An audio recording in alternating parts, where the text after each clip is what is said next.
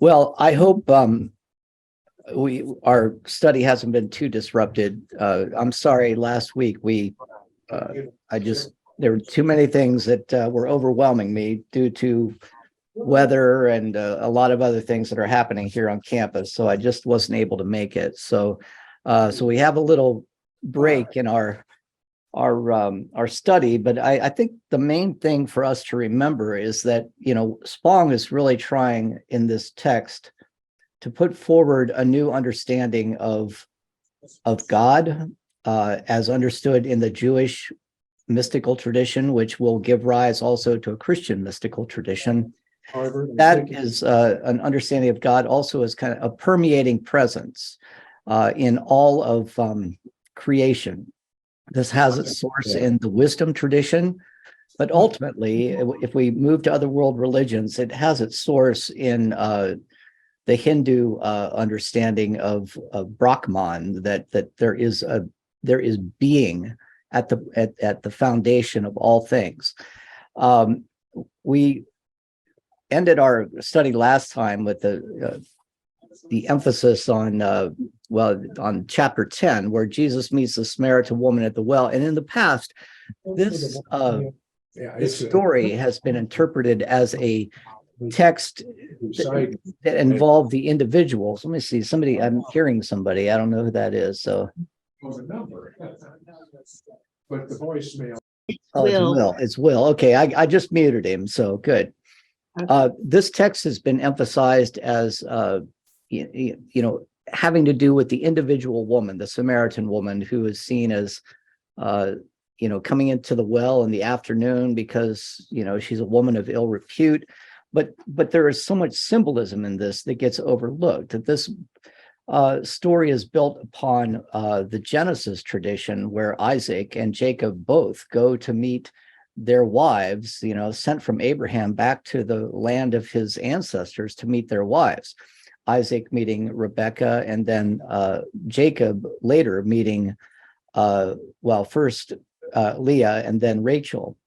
And so I was really, I had not thought about this before and was really so grateful that, I don't know why this is doing this. 1 second, please.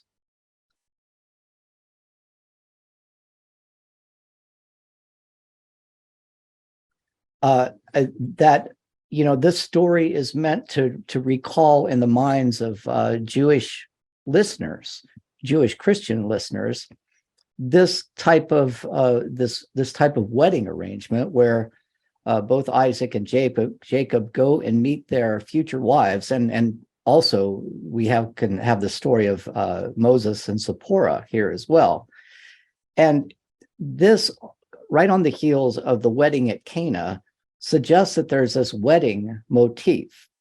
When we looked at the wedding of Cana, Spong said it's clear that Jesus is meant to be the bridegroom here, and Jesus is embarking upon this new mission, you might say, this new understanding of what it means to be the Messiah. He's changing the Jewish water of purification into wine, which represents a whole new understanding of God in the world. Well, now we saw also that Jesus appeared to Nicodemus, and then, of course, Nicodemus could not quite make the leap forward to understand this new perspective on God that Jesus was presenting. Nicodemus is seen as symbolically tied to the old Jewish tradition, where assent to intellectual ideas and following the law and all of these things that are can be stultifying kind of actions in any type of religion. Nicodemus was interested and intrigued with this new sense that Jesus was bringing into an understanding of reality, but he couldn't make the leap of faith, as evidenced by Nicodemus, coming in the darkness. But here, the woman in full light, the Samaritan woman, we see the barriers that have kept Jews and Samaritans apart from each other. Those things are breaking down. And the Samaritan woman sees Jesus as a manifestation or the incarnation of God. This is somebody who is bringing new hope, somebody who's going to transcend the distinctions between Jew and Samaritan. And this was, interestingly, this story only appears in the Gospel of John, but it appears in the Gospel of John in a series of stories that, as we'll see today, are broadening the community of inclusion. Jews are invited to be a part of this community. They are the first to whom Jesus goes. They are the ones who have the best understanding of what Jesus is trying to do, right? Historically. Samaritans, being Jews of a different color, you might say, they recognize some of the same traditions of the Jews in Jesus' day, the Judean Jews and the Jews in Galilee. But they're also the descendants of people who had worshipped other gods. And so that infiltrated into their understanding of Judaism. So they were seen as kind of like second cousins to Jews. And as a result, were not seen as they were seen as being completely decadent and, hated by the Jewish community, who saw themselves as being the pure tradition. But now today, we're going to look at how that circle from Jews to Samaritans gets broadened to the emphasis upon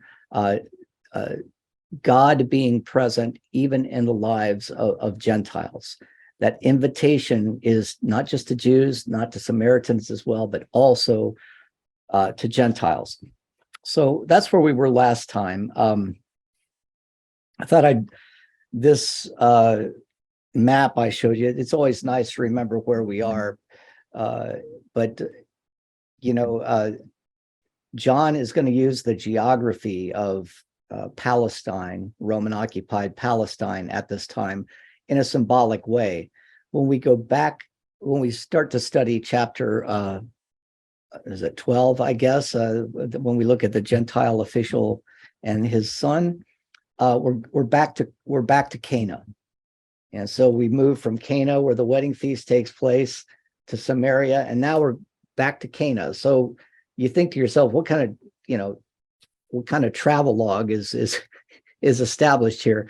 It's not a matter of, okay, let's follow. We're not like following Paul's journey across Asia Minor. What we're following is a symbolic journey.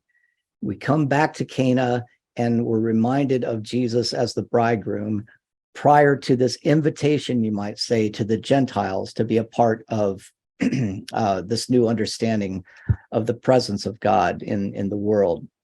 But here we are, the map. This would have been the map in Jesus' day. And actually, I got this from an Italian website, so some of the spellings are incorrect, but it was a nice, very clear map. But you had these three regions: Galilee in the north, which was Jewish, but it was also a very strongly Greek-speaking region. Samaria, which is where the Samaritan woman would have been met, and then Judea in the south, which would have, had its whole cultic life focused around the Jerusalem temple. Once a year, if you lived in Galilee, you were required, as you know, to go to Judea and worship at the temple, sacrifice at the temple at least once. And usually it was during Passover that people came. But you also have, some dividing lines here that are pretty important. Here's the Sea of Galilee, which historians have established, have told us, and I think we read about this in John Dominic Crossan, but one of the ways the Romans tried to make sure they fed everybody is they turned the Sea of Galilee, which was very rich in fish resources, into their own little kind of company, you might say. And so it was really an area that was taken over by the Romans and being exploited. The resources were being exploited by the Romans as well. So when Jesus calls his disciples from the Sea of Galilee, it is a calling to enter into a new mission, but it's also a calling away from being, in the clutches of the Roman government. And then the Jordan River that flows down into the Dead Sea here. And on the Dead Sea, this would be the area where we had, you might remember the Essenes, they lived in caves on the Dead Sea. So just to, as we talk about the geography that we're going to see come up again and again in John, just kind of remember this general understanding. I wanted to introduce today's class. Well, first, let me stop. Are there any questions or comments about, let's say, our map here? This map to the left would have been this Palestinian era about 700 years prior to that, where the 12 tribes would have had their, their little territories, their clannish territories. No questions, and I want to introduce you to something that has become so very clear to me as I'm reading this book, because he's a theologian that utterly blew my mind in college, and really kind of set me on a path quite different from that of many of my rather conservative Christian brothers and sisters at my conservative college, Hope College. I read Paul Tillich and I said, this makes perfect sense. And you know what? As we're reading Spong, the language of Tillich is coming up again and again and again. And I think this is the point where it's really good to introduce where much of where Spong is getting some of this language. Spong is trying to introduce an understanding of God not as a being. This is the problem. God as a being. But rather, if God is this, Spong has introduced the idea of God as a permeating presence, the ground of being. The fact that things have being is a matter of all of those things resting in and having their ultimate essential source in God. So this being is shared among Jews. Widen the circle, that being is shared among Samaritans because they exist as well, right? They are. And that being is shared among Gentiles. There are Gentiles. Gentiles exist, right? All of those things share being. What happens is that what we tend to do, and this is probably more of a survival strategy than anything, even Spong even suggests as much, is that we tend to see ourselves on the side of God and God on the side of us. So it's like with God on our side, that Dylan song, right? And if God's on our side, that means God is not on another side. So we create in our image a being that reflects our concerns and reflects our values, right? And usually those values are over against values of others who are outside of our sphere. And that causes this conflict. We can justify violence against others. We can justify our own exclusiveness by the fact that we are worshiping a God which is not the God of others who worship their own God. And that separates us, right? And what Spong is saying in this text is that this Gospel of John is introducing a Jesus who is trying to challenge the understanding and the misunderstandings of God, I should say, that come with thinking of God as a being.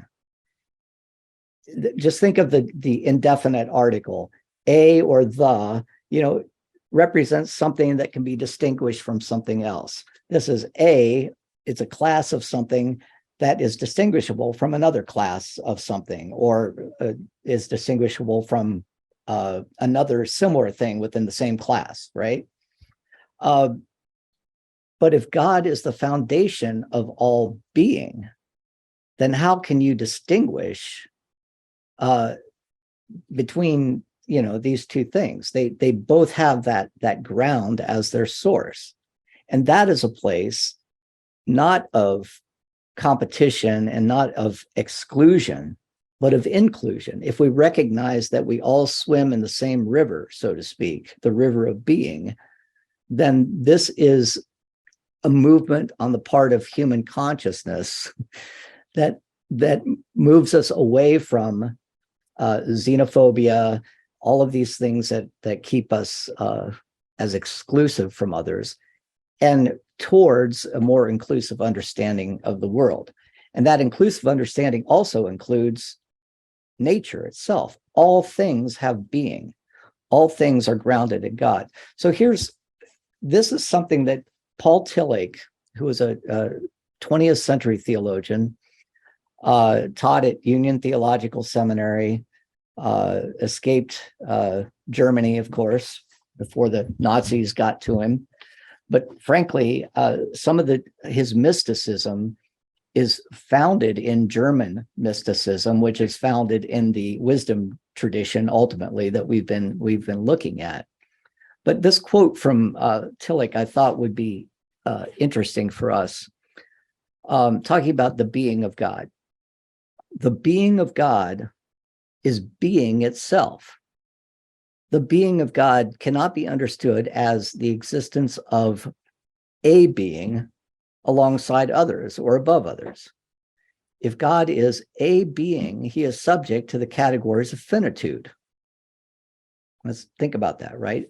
If God is a being, he's subject to the categories of finitude because he is a being apart from another group of being that can be, a group of beings that can also be defined as a being, right?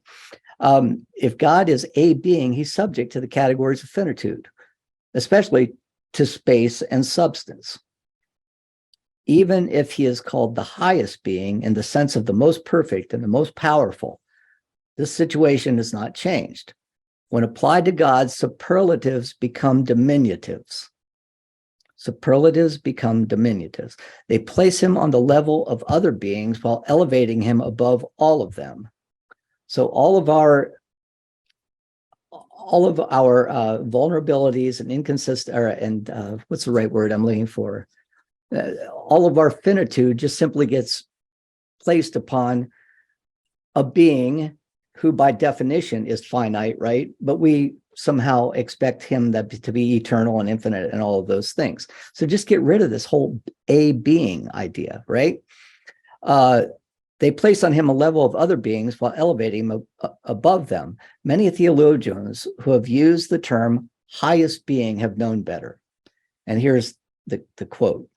Many confusions in the doctrine of God and many apologetic weaknesses could be avoided if God were understood, first of all, as being itself, or as the ground of being. I don't know if that's new to many of you, but when I was about 20, 21 years old, that blew my mind. Because it requires a whole different way of understanding Christian theology. It in some ways can undermine our common conceptions, as well as our creeds, our doctrines, our dogmas, all of those things that we hold so dear, and which tend to be replacements for the God who is being. So we believe in our doctrines, we believe in our creeds and dogmas and things like that, and somehow use those to define in a finite way who God is as a being. God is not a being. And this is what Spong is really trying to get across. All of what Spong is writing owes a debt of gratitude, I think, whether Spong acknowledges it eventually or not, but he is using Paul Tillich's language in this chapter that we're about to read. So that's a lot of mumbo jumbo, I realize, but it is exciting stuff for me. But it also creates problems because, there's a certain kind of safety and there's a certain type of comfort in knowing what to believe, in relying on our doctrines and relying upon, our creeds. But Spong here is saying, a la Tillich, these things need to be set aside and not to become reified as idols in and of themselves, because that only keeps us from recognizing the presence of God in all people and in all created things. So let me see if is there a way I can clarify that, because you don't see this that's often in our churches. It has flirted with heresy throughout the history of the church. Any thoughts?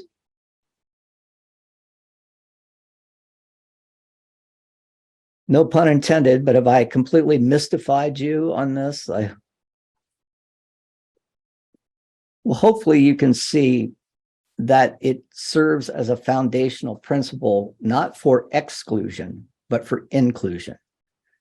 If we all share in this ground of being, if our very being itself rises up out of God, who is the ground of being, then it's incumbent upon us to break down the barriers that separate me from my African-American friend, or separate, a Jew from a Gentile, or that separate a heterosexual from a homosexual, or separate any of those dividing barriers that we create for ourselves out of a sinfulness. Really ultimately it boils down to ego, maintaining a sense of ego over and against others whose ego is less important than our own.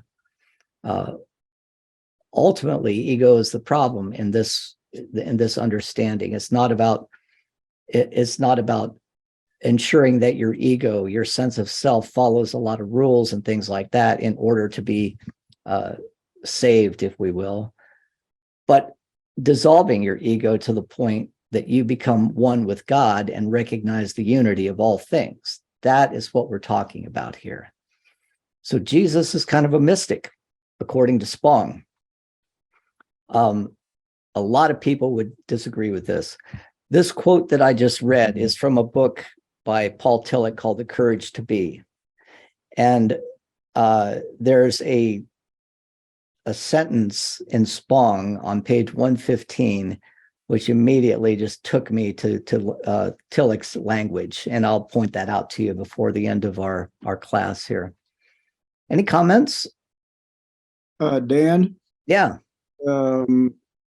The undergrad New Testament class that Carol and I took in 1960 at Baker University, we used at least one, if not more, Paul Tillich textbooks. And that's kind of a thanks for reminding me. And if any of you ever come close to New Harmony, Indiana, that is an amazing place to be. And that is where Paul Tillich is buried in a very, very beautiful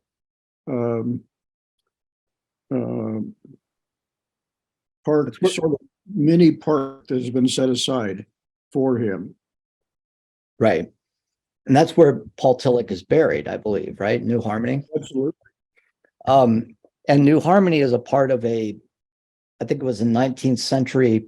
Am I right in saying Quaker? Yeah, communal experiment. Yeah. Of which there were many, interestingly, in the 19th century that were happening. But you can see how this ground of being lends itself to a very egalitarian understanding of living in community together, where all things are shared in common. Owning things is a matter of ego, right? This is mine.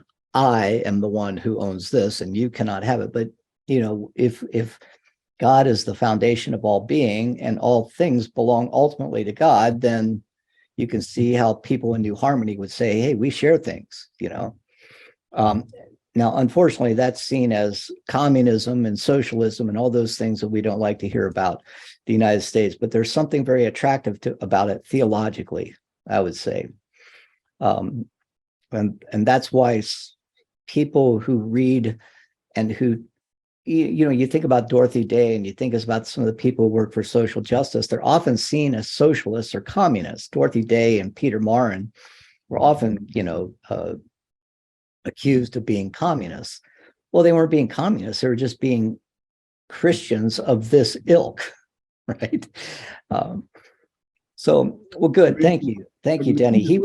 Tillich was read by the masses in the 1960s. He was very well thought of and really our last great public theologian. Everybody pretty much knew who he was and really liked what he had to say. So, all right. Well, But I would add, Dan, one last thing. You said you don't hear much of this from, contemporary preaching and in contemporary religion now. I would say that you don't hear it at all. Period. I've never heard it. And this is essentially, and chapter 11 is going to bring this home. I mean, I think you can read chapter 11 almost as a sermon from Spong. right. This is Spong. This is the essence of Spong is Tillich. What Spong does, I think, pretty brilliantly, and he's really already done it, is to ground that in the Old Testament.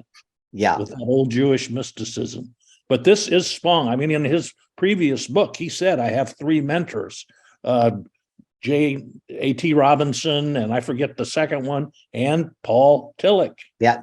Yeah. So let me ask,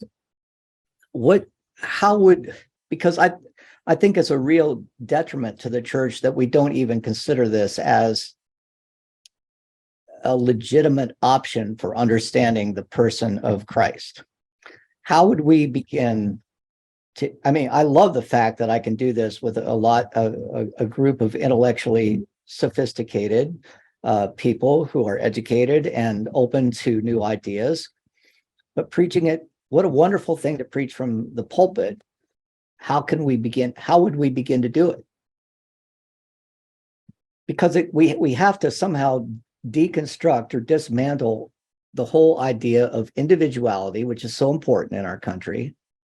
The idea that we are the masters of our own destiny, essentially, that the choices we make should not be infringed upon by anybody or overly influenced by government or things like that.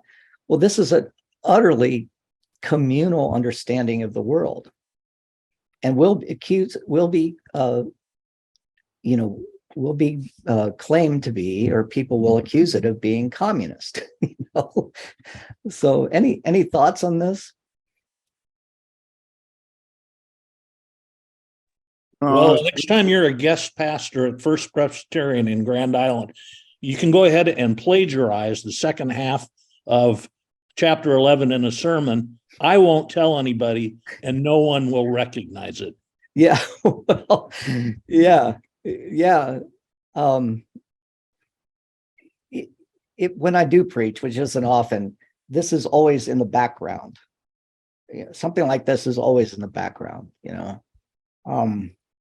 but anyway, somebody else was going to say something. Was it you, Will, or Denny? Civil religion, Dan, right, is a cultural piece of baggage that will not be denied, apparently. And sure. And look how civil religion does precisely the thing that Jesus is trying to dismantle with the woman at the well and with Nicodemus and with the Gentile official as well, trying to recognize the commonality instead of the thing that separates us. And civil religion is so strong. And by the way, if you don't know what we're referring to, it's the idea that somehow our civic government uh, its laws are somehow established by God, and the way of the government is the way of God and the way of Christ. It's Jesus wrapped in the flag. So, you know, praying to Jesus and saluting the flag are essentially the same thing, right? So there's very little room for the church to be able to criticize or to serve in a prophetic function with the government.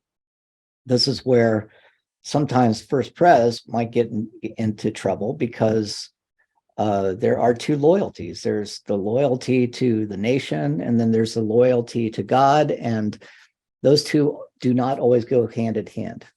And Dan, it goes way beyond government to all of civil society. This permeates. Yeah. You know, whether it's you know, the invention of corporations, Oh, sure. or stock markets or whatever, as efficient allocators of scarce resources, Mhm. as they perceived it. Yeah. Yeah. Well, yeah, right. I should have made that clear. It's a mythology that we all have, that all lingers within us and around us at the same time.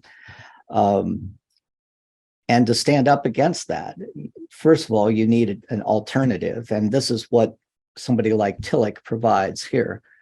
But let's move on and look at chapter 11. And I want to point out from the beginning that, you know, Spong is assuming something that isn't clear from the text. If you read John chapter 4, and it's a story of an official who comes to Jesus, and his son is dying, and he asks that Jesus heal his son. And this is strikingly similar to a story. In fact, let me just read it, just so we can have a good sense of what the text actually says. And of course, I didn't.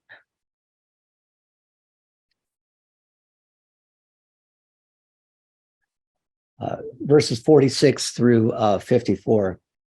Then he came again to Cana in Galilee, and this is a bookend, right? This is, Spong points us out. He starts at Cana and he comes back to Cana. So within these stories that happen, the turning of the water into wine, where Jesus is introduced as bridegroom, you know, and then Nicodemus, and then the Samaritan woman, and now the Gentile official, the suggestion is the whole of Jesus' ministry can be seen in this series of narratives, right? He came again to Cana in Galilee, where he had changed the water into wine, just in case you had forgotten 3 chapters earlier. Now there was a royal official whose son lay ill in Capernaum. When he heard that Jesus had come from Judea to Galilee, he went and begged him to come down and heal his son, for he was at the point of death. Then Jesus said to him, "Unless you see signs and wonders, you will not believe." The official said to him, "Sir, come down before my little boy dies." Jesus said to him, "Go, your son will live." The man believed the word that Jesus spoke to him and started on his way. And as he was going down, his slaves met him and told him that his child was alive. So he asked them the hour when he began to recover. And they said to him, "Yesterday at 1 p.m, the fever left him." The father realized that this was the hour when Jesus had said to him, "Your son will live." So he himself believed, along with his whole household. Now this was the second sign that Jesus did after coming to Judea of Galilee, from Judea to Galilee. Remember the book of signs. These are signs that are all pointing us in the direction of Jesus' glorification on the cross. Well, nowhere in this text does it say, and we can assume probably it's a royal official, that this is a Gentile official. But this story is strikingly similar to another story that we've already seen in another context. And that is the story in Matthew, where it's the centurion who comes, and it's not the centurion's son, if I'm remembering correctly, but the centurion's slave who is sick and on his deathbed. And there it's explained, well, the centurion says to Jesus, I am the supervisor of over 100 men. And if I tell them what to do, they'll do it. Right. And Jesus says, I haven't seen faith like this in all of Israel. And the centurion goes home and finds his slave healed.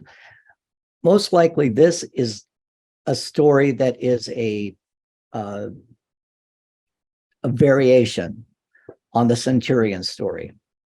In all three of these, so in Matthew and in Luke, we know that the centurion is a Gentile, right? So we can probably assume here that, the similarity with the story is focusing on the Gentile, but we don't see this Gentile aspect come out in John's narrative as much. So Spong wants to make the point, hey, let's, if we look at the bookends of Cana, where we've got Jews, we've got Samaritans, and now we have this Roman official, let's be sure we know that we're talking about the third person in the equation here, the third group in the equation. And this is the big group, the ethnoi, those who are utterly different from Jews, not just Samaritans who are like half different, but now Gentiles are. And Spong, in telling this story, says there's really three accomplishments. He calls them accomplishments that this story is going to provide at this, introductory juncture in the gospel. First of all, it's going to pick up on the theme of Jesus as being, once again, the barrier breaker. He's already shown he's a barrier breaker, working with meeting with the Samaritan woman, who symbolically is his wife, so to speak, the way that, Isaiah found his wife at the well and so on. The second focus here is another presentation of this new understanding of God. And this is where it's that Spong's chapter really is important in its emphasis upon God as the ground of being. And then third of all, it introduces this new experience of reality that is open to Gentiles as well. And that experience of reality, this is somebody from a royal household, right? He's not identified in any kind of religious way. There is no, he's not a Samaritan, he's not a Jew. We don't know what his function is. Most likely, he doesn't even have any kind of religious tradition. He could be part of the royal household of Herod, for example, who essentially was not, really didn't have any love for the Jews of the Jewish faith. He could be part of the royal household of, some sort of Roman aristocrat. We don't know. This person is very clearly nondescript. But this lack of any kind of religious identification is important because it means that just your average Joe who has a sense of the presence of God in this person, Jesus, can have an experience of a new reality. And what this has to say for our mission, in the church, I think is amazing. This person is probably the biggest outsider that you can imagine. A Gentile, first of all, he's an ethnic outsider. He does not appear to show any kind of, faithfulness to any kind of dogma or religious tradition. And he's obviously an official of some sort, which is quite different economically from, the people in Jesus' day in Jesus, among Jesus' disciples. So this is in many ways just like the Samaritan woman. This guy's, quite a different guy, but because he shares the same ground of being as Jesus, he has the sense that there is possibility here. He has the sense that there is hope that's open to him, regardless of his ethnic identity. So any thoughts on that before I Spong has this little excursus on xenophobia here that I'll probably just skip over probably rather quickly. Any comments? Well, Spong wants to make it clear that, Jesus is part of a tradition that has used xenophobia as a survival strategy, and that is Judaism. The one thing that makes the Jew, and he makes this point really quite forcefully, he said, hey, where are the Edomites from 3,000 years ago? Where are the Moabites? Those people have just been completely, subsumed into other cultures. Those people haven't lasted. We read about them in the Old Testament. Yeah, but do you know anybody on the street who says, yeah, I come from an Edomite family? No. How is it that the Israelites have been able to maintain their identity for 3,000, if not more, 3,000 years? And it happens to have come from the unfortunate thing that we've been talking about, and that is xenophobia, maintaining an exclusive understanding of who we are and excluding the other, right? This was especially true after the Babylonian captivity. And those of you who are on the Sunday morning forum class, I'll be talking about this on Sunday with the book of Daniel. But especially after the Babylonian captivity, when great nations, whether it's Babylon or whether it's Persia, tried as best they could to just kind of bring the Jews into their cultural realm and make them culturally homogeneous with the rest of the culture. The Jews had to say, wait a minute, no, that's not going to happen. We have a special purpose. We have a special mission on the part of God to be a blessing to the rest of the world, as Abraham was told by God. Therefore, lest our small straggling group of numbers become part of this, get subsumed in this larger culture, we need to build a wall around ourselves. And they did that by making themselves stand apart in very, very particular ways. Let the Persians or let the Babylonians work 7 days a week, but we work 6 days and we rest on the Sabbath in order to enjoy our understanding and in order that we might enjoy the presence of God in our lives, right? The Sabbath is holy and we keep it. Let the Babylonians eat shrimp and things that crawl on the ground in the sea, which is an abomination, right? Things either crawl on the ground in the land, and they're good if they have a cloven hoof, and things either, swim in the ocean with fins. But if they crawl on the ground in the ocean, that's an abomination, right? So we don't eat those things. We don't eat other things as well. We dress with certain types of fabrics and things like that. We're creating a wall around ourselves. We're identifying ourselves as somehow special. Circumcision. Now, we tend to think that circumcision was always a part of, Jewish history, but it really came about after the Babylonian captivity. It was one of the ways that they were going to identify themselves in no uncertain terms, as part of a culture set apart.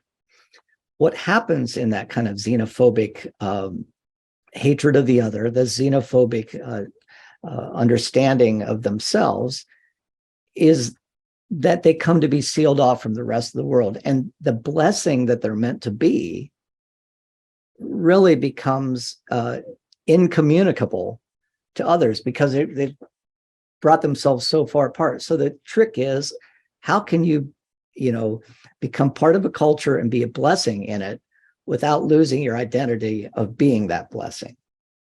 And the Jews were unable to do it all the way up at the time of Jesus' day, according to this tradition that we're looking at, what we would later call Christianity. Jesus came to challenge the exclusiveness of the Jews, and because the Jews did not accept that challenge, the synagogue Jews that we're talking about, there were some Jews who said, yeah, it's time for something new. We want to be more inclusive. And thus Christianity is born. But the foundation of all of that is to recognize, as the Gentile official did, that the foundation is the one thing that we all share with each other. That's the starting point. And that is this permeating presence.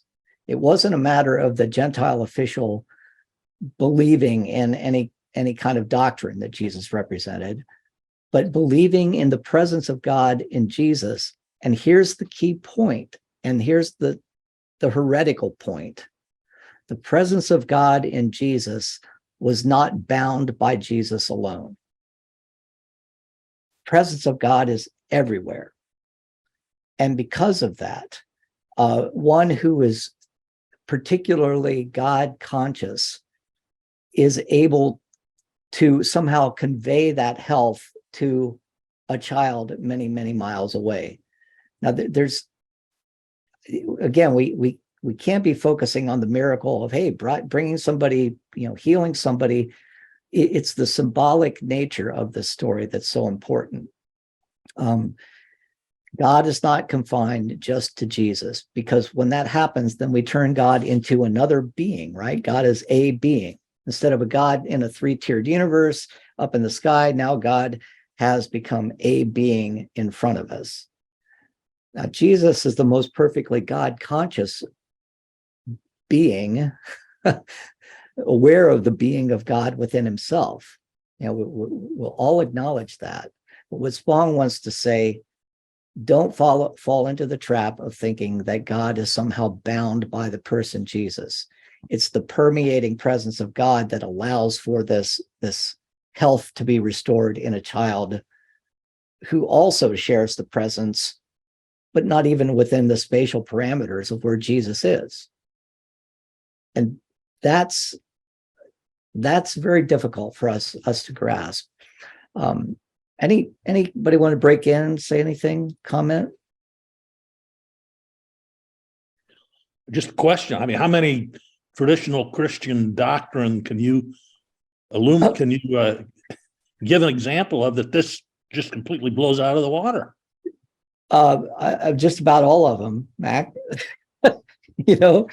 The incarnation being one, right? That'd be number one in my book, I would think. Yeah. And so you can see why this is heresy. And I teach it with some trepidation, right? Because I don't want to send people down a path that's going to turn them away from the church. I think the church represents this in many ways, as long as it doesn't fall into some of the idolatries that are so founded on exclusion and separation and xenophobia, right? I think we can still represent this. So it's a hard row to hoe, as they say.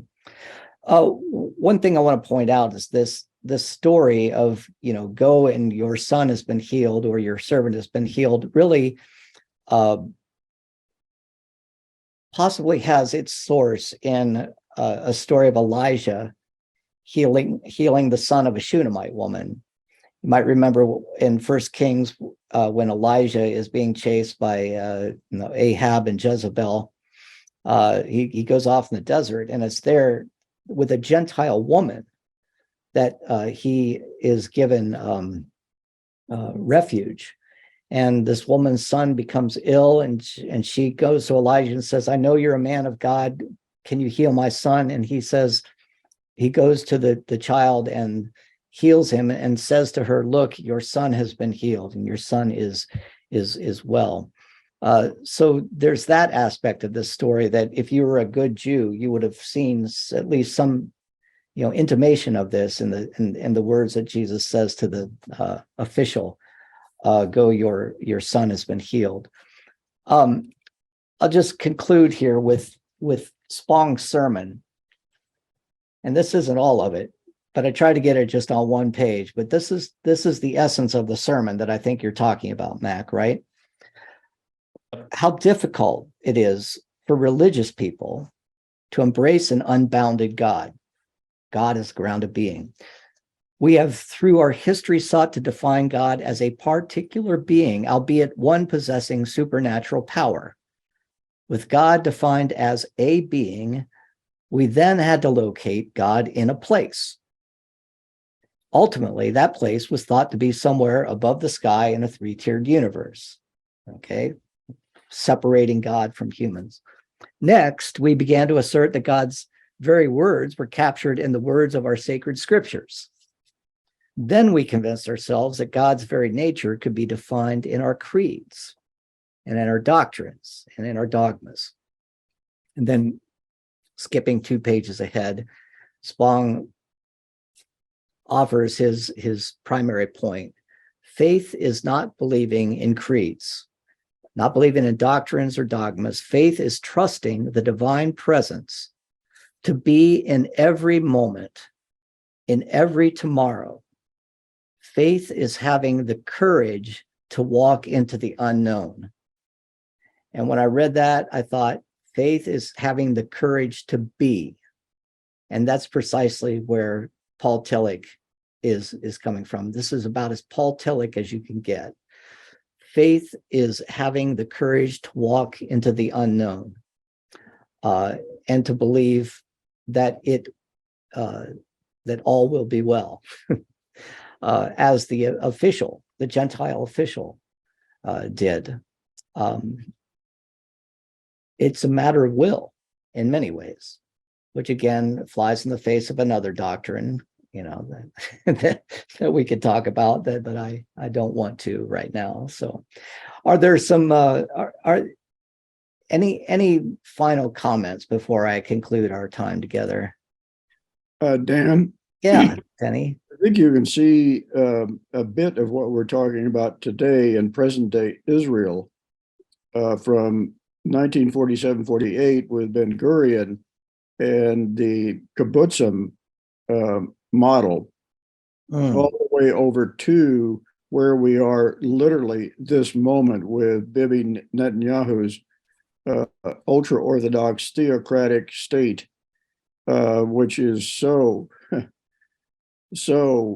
deep into authoritarian definition of dogma, creed, All of that. That is totally rejecting anything like the kibbutz. Exactly. And you might compare the kibbutz to the New Harmony community, right? These are people who were Absolutely. living the new Israel, living the new Jerusalem, sharing things in common, worshiping God in this joyful way. I don't know if they were. You'd probably know more about this, Denny, but I never got the impression that the kibbutzim were trying to be inclusive of Gentiles. Were they? They're certainly more open to it. I think their agenda after World War II and the Holocaust was so consumed by, we need to find a safe place Right. for people of the Jewish faith, that Gentiles, and particularly the British, were a kind of an afterthought, because many of the people who created modern day Israel were officers and enlisted men and women in the British Army in World War II. Yeah. Well, I think that's a great analogy. It does present two ways of being human, right? Breaking the boundaries around ourselves and around our understanding of God, or building them up to the point where we become exclusive and exclusionary on all of those things that cause conflict. I know that all sounds very Pollyanna, but this approach, this theological approach of seeing God as grounded being, is really a fantastic alternative that is not without its problems. The problems being primarily, can it stand against 2,000 years of a very entrenched dogmatism and doctrinaire attitude about what Christianity believes, which are found in our creeds, and in some places in our literal interpretation of scripture, which we know Spong is not a big fan of. So that's where we are. Next time we'll be talking about another healing story, the man at the pool of Bethsaida. And that's chapter 12, if I'm not mistaken. Did I get that right? Yeah, we're in chapter 11 now. Thank you for indulging me in my introduction of Tillich. But really, it's so rare that I get a chance to talk about Tillich to anybody who's ever even heard of him that I just couldn't pass it up, you know. So, and The Courage to Be has never been out of print since it was published in 1960. So if you ever have a interest in, you know, wanting to read it, it's a series of short essays, not and Tillich produced or published several of these books, but Courage to Be was probably the most popular at the time. So anybody want to have the last word, Constance? Oh, I was just going to say I'd be interested in having that as our. I'm sorry, I can't hear you very well. I'd be interested in having that as a source of study, maybe reading that in our group. Oh, good. Yeah. Another thing I wanted to say as well, I don't know if you've seen this documentary by Simon Schama. If you know Simon Schama, incredible intellectual historian, but he did I think it was a BBC documentary, 5 parts on the history of the Jews, the story of the Jews, it's called, not the history, the story of the Jews. It is really good. And if you ever want to just have a break from reading, it would be good to, you know, maybe watch one of these episodes per week and we could talk about it. But we're talking about from the time of Moses or Abraham, even all the way up to the present, a lot on more recent Jewish history. So I would put that in there as a possibility as well. But we still have about 200 pages of Spong to go, if I'm not mistaken. Yeah, almost 200 pages exactly. So, all right, everybody, gonna stop the share. And I'll see you next week. We'll look at chapter 12 and you can read ahead if you want into chapter 13. We'll be good. So thanks. Get a chance to say hello to you. And Al, I don't know if I didn't mean to be impolite. So Not at all. Not at all. okay. Good to see you all. Yeah, see you later. Bye. Bye. Thank you.